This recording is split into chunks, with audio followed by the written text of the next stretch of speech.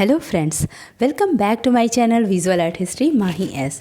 Friends, मैं मुग़ल काल की चित्रकला के बारे में आप लोगों को बता रही थी और मेरे सारे MCQs जो भी होते हैं 20 क्वेश्चंस होते हैं जैसा कि आप लोग जानते हैं। और पार्ट 6 है ये। पिछला जो पार्ट्स है 5 पार्ट्स में मैंने पिछले सारे क्वेश्चंस कवर कराए हैं।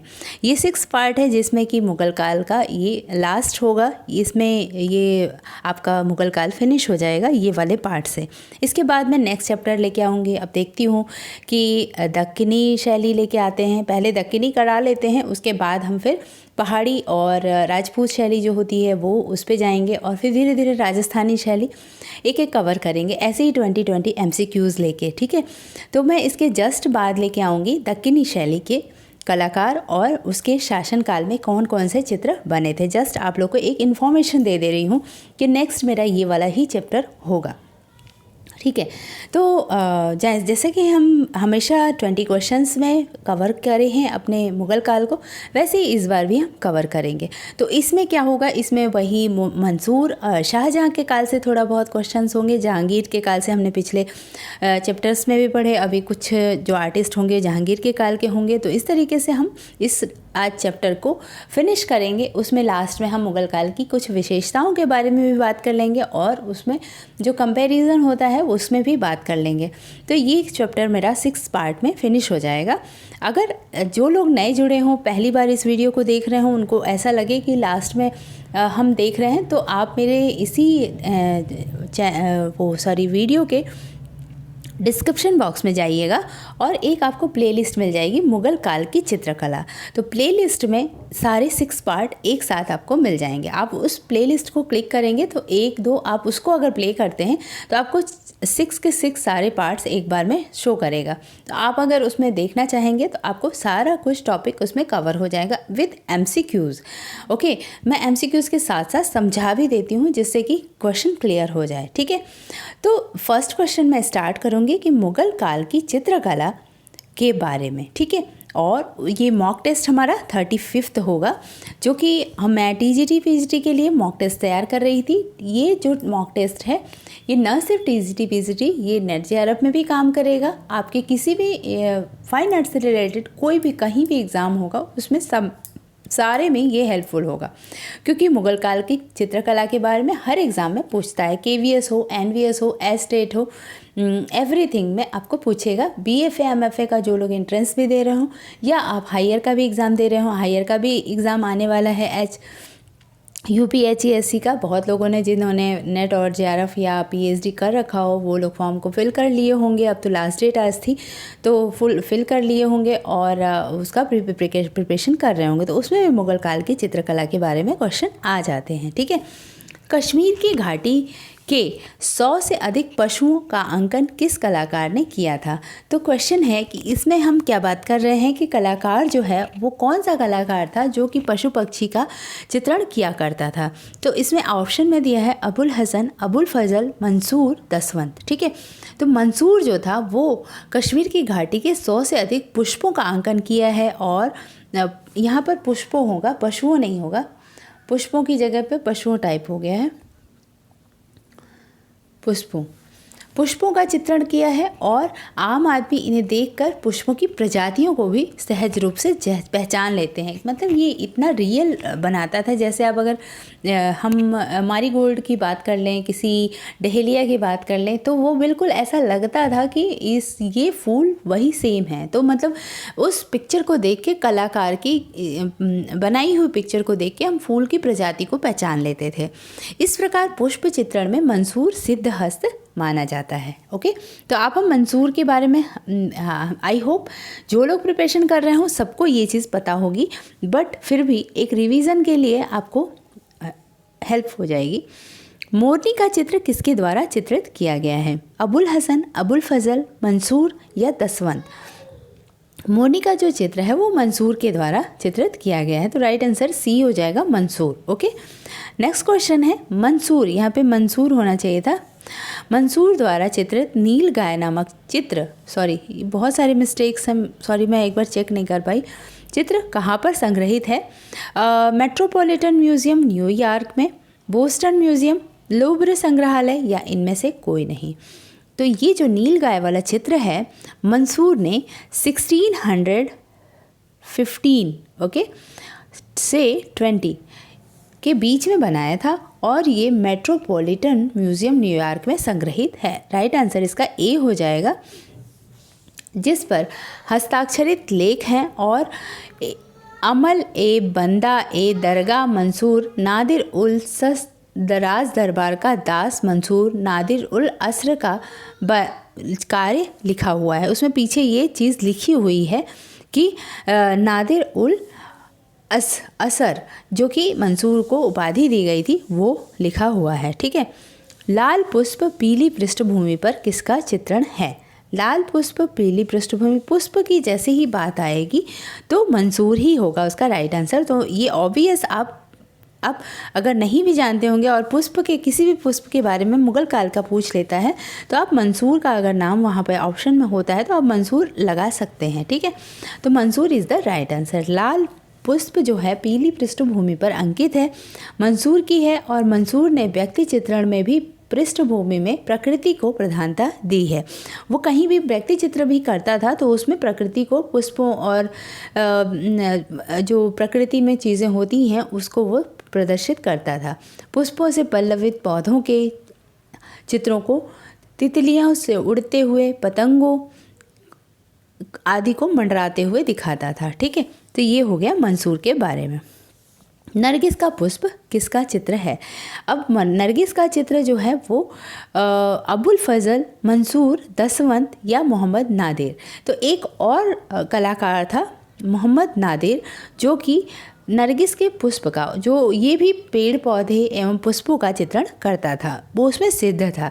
तो एक मंसूर हो गए, एक मोहम्मद नादिर हो गए। तो आप एक चीज़ याद रखिएगा कि मोहम्मद नादिर के कुछ ही चित्रों के बारे में चित्रण वो क्वेश्चन आएगा, बट ज़्यादातर जो पुष्प और पक्षियों के चित्रण की बात आएगी वो मंसूर की आएगी। तो मैंने इसीलिए इस क्वेश्चन को शामिल किया कि आपको पता होना चाहिए कि मंसूर के बाद एक और कलाकार था मोहम्मद नादिर जो कि पुष्पों और पक्षियों का चित्रण करता था, पेड़ पौधे और पुष्प पक्षियों का चित्रण करता था। ठीक है। ये सारे जो कलाकार हैं ये जहांगीर के काल के हैं। जैसा कि हमने बात किया था मनोहर, विशन दास, आपके अबुल हसन, ये सारे जो कलाकार थे जहांगीर के काल के थे।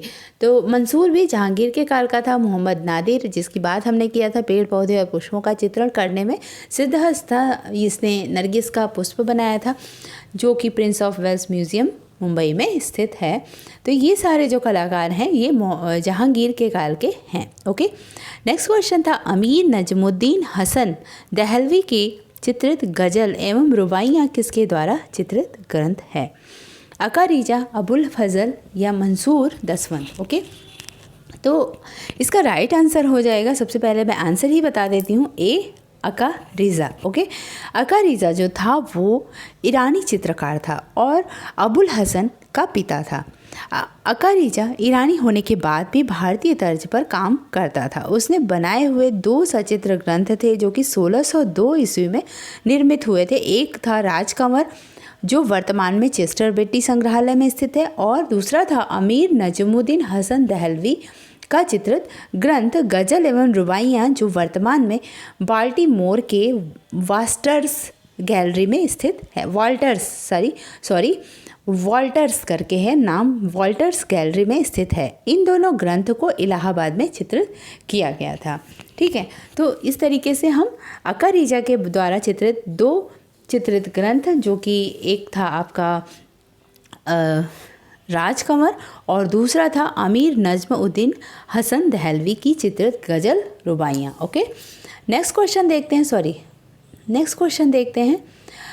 युवा शाहजहां नामक प्रति मैं एकदम से चेक नहीं कर पाई इसको लास्ट में कि क्या मिस्टेक भी हैं इसमें, तो इस वजह से ये थोड़े मिस्टेक्स यहाँ पे दिख रहे हैं। युवा शाहजहां नामक प्रति किस कलाकार के द्वारा चित्रित की गई थी? जसवंत, बसावन, अबुल हसन या इनमें से कोई नहीं?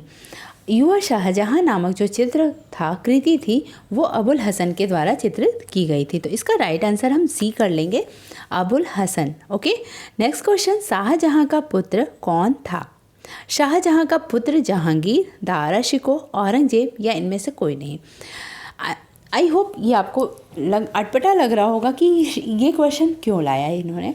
तो होता क्या है कि हमने पढ़ा बाबर, हुमायूं, जहांगीर, अकबर, तो हमें ये पता है कि ये एक सीक्वेंस से आता है, पर शाहजहां के बाद हम ज़्यादातर चीज़ों को नहीं पढ़ते हैं। इस वजह से मैंने एक जस्ट ये क्वेश्चन इसलिए पुटअप इसमें कर दिया कि नेक्स्ट जो शाहजहां के बाद कौन आता है, किस तरीके की वो सत्ता करता है और किस तरीके से वो कला का विकास करने वाला शासक था या नहीं था। तो नाम अगर आपको क्लैश करेगा, नाम अगर याद रहेगा, तो आपको ये चीज़ पता हो जाएगी कि शाहजहां के बाद जो कलाकृतियाँ हुई थी वो ऑब्वियस में हुई थी या पतन की तरफ जाने लगा था। जब हम शासक की बात करते हैं तो उसके आसपास की सारी चीज़ें हमें इर्द गिर्द घूमने लगती हैं। जब हम उसके बारे में थोड़ा सा अगर पढ़ लेते हैं कि वो किस तरीके का शासक था, तो चीज़ों को हम समझने में थोड़ा ईजी हो जाता है। तो मैंने इसी वजह से इस क्वेश्चन को इसमें यहाँ पर पुट डाउन किया है। शाहजहां का पुत्र कौन था? जहांगीर, दारा शिकोह, औरंगजेब या इनमें से कोई नहीं। तो शाहजहां का पुत्र जो था वो दारा शिकोह था। सबको पता होगा मेरे ख्याल से, बट आपको इसीलिए समझा रही हूँ। शाहजहां चित्रकला के बजाय वास्तुकला में अधिक रुचि लेता था। ये सबको पता है कि शाहजहां ने मुग़ल काल में जो वास्तुकला करवाई थी वो बहुत ही स्ट्रॉन्ग थी, बहुत ही आज भी हम इनके द्वारा बनाए हुए जो इंडिया में चीज़ें हैं, मोनूमेंट्स हैं, आज भी हम उनका नाम लेते हैं। स्पेशली ताजमहल की बात की जाए तो ये एक कवि भी था, संस्कृत का भी विद्वान था और शाहजहां परिष्कृत रुचि का शासक था, जो कि शासन और छोटी अवस्था से ही उसने सारी कुछ चीज़ें देखी थी। जैसे कि उसके शासनकाल में जहांगीर के साथ उसने अपने शासनकाल में देखा था सारी चीज़ें, तो वो बहुत ही छोटी अवस्था से चीज़ों को देखना और समझना शुरू कर दिया था। तो वो एक बहुत ही विद्वान भी था, संस्कृत का विद्वान भी था और कवि भी था और एक बहुत बड़ा कला प्रेमी भी था। कुछ दिनों तक नियमित रूप से शाही पुस्तकालय में भी वह बैठ के कला के संबंध में अध्ययन करता था और तथा उसके आश्रित चित्रकारों में संगीत, नाटक, दैनिक व्यवहार के सामान्य जीवन से संबंधित विषयों पर भी प्रकाश डालता था। तो इस तरीके से हम शाहजहां के बारे में भी समझ लेते हैं। ठीक है, अब हम नेक्स्ट क्वेश्चन पढ़ेंगे। पादशाहनामा नामक चित्र शाहजहां काल में चित्रित पांडुलिपि कहाँ पर सुरक्षित है? अब इस क्वेश्चन में 2-3 चीज़ें छुपी हुई हैं। पादशाहनामा जो शाहजहां के काल में बनी थी, ये एक चित्रित पांडुलिपि थी और ये कहाँ पर सुरक्षित है? तो इसका ऑप्शन था रॉयल लाइब्रेरी, बिंदसार, बोस्टन संग्रहालय, पटना संग्रहालय। तो इसका राइट आंसर हो जाएगा रॉयल लाइब्रेरी बिंदसार में संग्रहित है। अब ये जो पादशाहनामा नामक चित्र है, शाहजहां काल में चित्रित पांडुलिपि थी, वो कब बनी थी? 1656 से 57, 1656 टू 1657 तक बनी थी और ये रॉयल लाइब्रेरी विंडसार में संग्रहित है। शाहजहां कालीन सर्वोत्तम कृतियों में से एक ये है पादशाहनामा। इसमें बालचंद प्याग तथा मीरार कलाकारों का आत्मचित्रण है। ठीक है, नेक्स्ट क्वेश्चन नंबर 10। ताजमहल का निर्माण किस मुगल शासक ने करवाया था? तो इजी क्वेश्चन है, शाहजहां ने करवाया था। और शाहजहां ने और कौन कौन से वो मॉन्यूमेंट्स का करवाया था? राइट आंसर इसका डी कर देती हूँ पहले, उसके बाद बताती हूँ। मोती मस्जिद, जामा मस्जिद, लाल किला, दीवाने आम, दीवाने खास और भी बहुत सारी चीज़ों को इसने वो बनवाया था, इसका निर्माण करवाया था।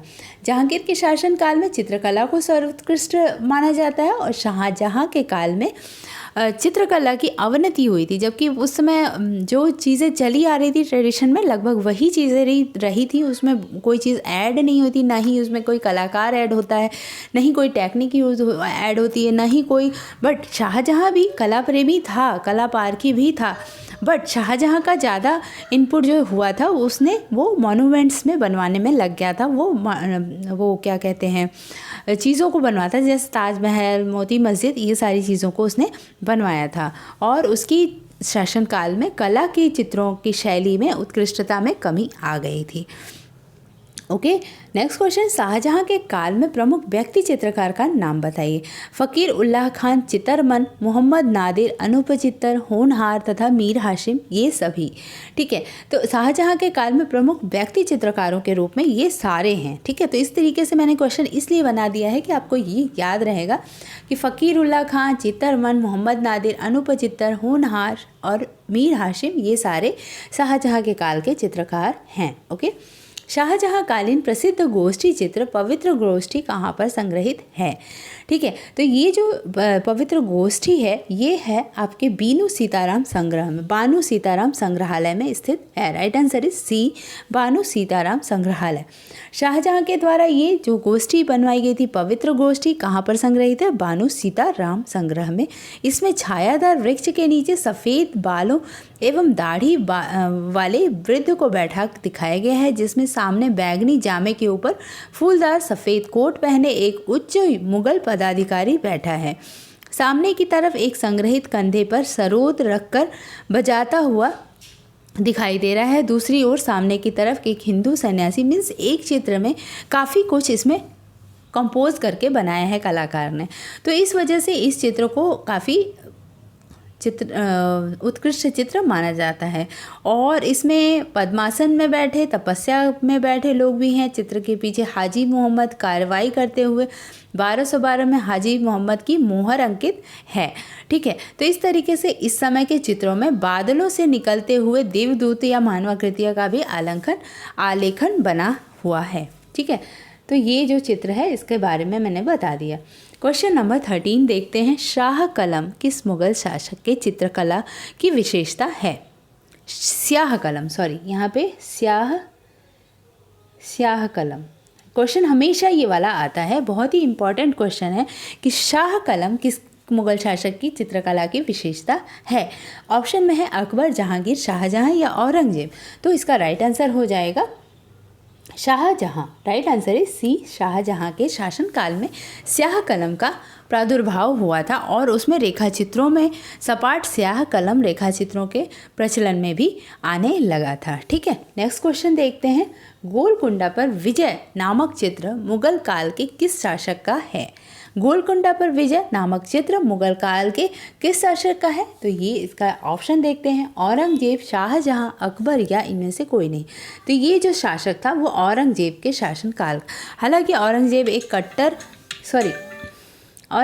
कट्टर मुसलमान था और वो चित्रकला का विरोधी शासक था, किंतु फिर भी उसने युवा काल से लेकर वृद्धावस्था तक के लिए चित्र प्राप्त होते हैं। और हालांकि उसमें मुगल विशेषता नहीं दिखाई देती, पर उसने अपने कलाकार जो थे उसके शासन के काल में उसको बहुत ही प्रमोट तो नहीं किया, पर कुछ कलाकारों को रख कर वो उस समय के लोगों के चित्र को बनवाता था। तो उसी में ये वाला चित्र है गोलकुंडा पर विजय, जो कि औरंगजेब का शासनकाल का है। ठीक है, नेक्स्ट क्वेश्चन नंबर 15 की तरफ बढ़ते हैं। मुगल शैली के चित्रों की विशेषता रंग पर्दाज क्या है? अब मैंने क्या बात किया था, स्टार्टिंग में ही मैंने बताया था कि आज मैं ये चैप्टर को क्लोज़ करूँगी। ये लास्ट के क्वेश्चन होंगे जिसमें हम उसकी कुछ विशेषताओं के बारे में भी बात करेंगे।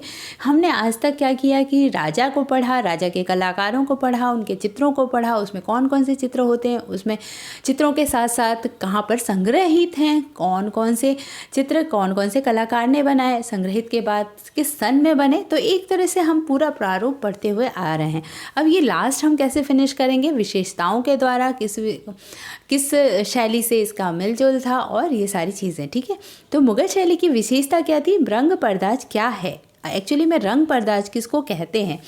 महीन रेखाओं को खींचकर छाया तथा प्रकाश दिखाना, रंग भरकर छाया प्रकाश को दिखाना या काली स्याही के द्वारा छाया प्रकाश को दिखाना। तो आप लोग आई होप ये वाला आंसर सभी को पता होगा। राइट आंसर इज ए, महीन पर्दाज को रेखाओं को खींचकर उससे छाया प्रकाश को दिखाया जाता था रंग पर्दाज में, जो कि मुगल काल शैली का एक बहुत ही अच्छी विशेषता मानी जाती है। इसमें से कौन सी मुगल शैली की विशेषता मुख्य विशेषता है? हाशिया, परिप्रेक्ष्य तथा स्थिति जन्य लघुता, खत पर्दाज या ये सभी। ठीक है, तो इसका राइट आंसर हो जाएगा कि ये सभी मुगल काल की चित्रों की विशेषताएं हैं। क्वेश्चन ऐसे ही आता है। ठीक है, कई बार मैंने इस तरीके के क्वेश्चन को देखा हुआ है। मुगल शैली में किस प्रकार के रंगों का प्रयोग होता था? खनिज रंग का प्रयोग होता था, वनस्पति रंग, रासायनिक रंग, या ये तीनों तरह के रंगों को यूज़ किया जाता था? तो इसमें ये राइट आंसर डी हो जाएगा।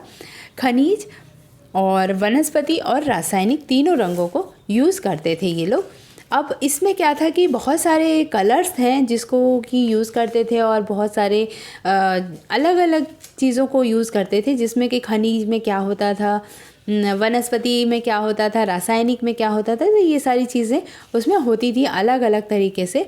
तो वनस्पति में जो होता था, काला काजल को सरसों के तेल में दीपक जला के, आप जानते हैं काला रंग जो होता है वो कालिक से बनाया जाता है। महावर को लाख से तैयार करते थे और नीला जो था वो नील पौधे के रस से तैयार करते थे। और पीला क्या था, लकड़ी, प्यौरी के ढाक आदि के फूलों के रस से बनाते थे। रासायनिक रंग था जो सफ़ेद था, सफ़ेदी जो कि जस्ते को फूंक कर बनाते थे। लाल सिंदूर रंग जो पारे को भस्म से बनाते थे। हिंगुल संगरफ रंग, पीला प्यौढ़ी। फिर खनिज रंग में जो आता है इसमें लाल, हिरौंजी, गेरू, नीला। खनिज जो कि हम अर्थ से पाते हैं, लेपिस लेजुली। नीला रंग लेपिस लेजुली होता था। पीला चमकदार, हरताल, पीला गंधस, रामरज। ठीक है, तो पीला जो होता था वो गंदे रामरज से बनते थे। हल्का पीला मटमैला और मुल्तानी मिट्टी से बनते थे। सफ़ेद खड़िया से बनता था और हरा जंगाल सग सब्ज टेरावट से बनता था। सोना चांदी भी होते थे, यूज़ होते थे। सोने व चांदी को हिलकरी बनाकर भी सोने की और चांदी के रंगों का प्रयोग किया जाता था। रंगों द्वारा हल्की गहरी तानें भी बनाई जाती थी और ये मुग़ल शैली के जो रंग और अधिक आकर्षण और ओजपुर बन गए थे। तो इस समय जो चित्रों में कलर्स यूज़ होते थे वो सारे इस तरीके से थे। ठीक है, तो आप लोग ये सब चीज़ें एक बार या तो सुन लिया करिए या तो पढ़ लिया करिए बुक्स में, तो चीज़ें क्लियर हो जाएंगी। मुग़ल कालीन चित्रों में प्रायः किस प्रकार के चेहरे बनाए जाते थे? एक चश्म चेहरे, दो चश्म चेहरे, पौने दो चश्म चेहरे, ये सभी। तो प्रायः तो बनाए जाते थे एक चश्म चेहरे, ठीक है, लेकिन ये सारे बनते थे, तो इस वजह से इसका राइट आंसर डी हो जाएगा, ये सभी। ठीक है, हर तरह के चेहरे, जब बहुत सारे चित्र बनने लगे, एक दो चित्र तो प्राप्त नहीं हुए हैं मुग़ल काल से, मुग़ल काल से बहुत सारे चित्र प्राप्त हुए हैं। तो मुग़ल जो बहुत सारे चित्र हैं तो सारे कोई एक चश्मा, डेढ़ चश्मा, सवा चश्मा, इस तरीके से सब भी बने हैं। अब ये क्वेश्चन 19 नंबर का है। इस तरीके का क्वेश्चन नेट के क्वेश्चंस में ज़रूर आते हैं। मुग़ल काल में चित्र दीवारों पर अंकित मिलते हैं। बी क्वेश्चन का है कि राजपूत शैली में चित्र दीवारों पर अंकित नहीं मिलते हैं। अब इसमें क्या बताना है कि सही ए सही है, बी सही है, ए तथा बी दोनों सही है, ए तथा बी दोनों गलत है। अब इसका राइट आंसर डी हो जाएगा, ए तथा बी दोनों गलत है। क्यों? क्योंकि मुग़ल काल में चित्र दीवारों पर अंकित नहीं मिलते थे, ठीक है, और राजपूत शैली में चित्र दीवारों पर अंकित मिलते थे। तो यहाँ पे दोनों चीज़ों को हमने अपोजिट कर दिया है कि एक राजपूत शैली में चित्र मिलते थे और मुग़ल शैली में नहीं मिलते थे। ठीक है, तो ये हो जाएगा इसका राइट आंसर डी। यहाँ पे ऑप्शन में थोड़ा मिस्टेक है, D is the right answer. Okay, next question 20 question है, मुग़ल काल की चित्रकला की सीमाएं कहाँ तक पहुँच गई थी?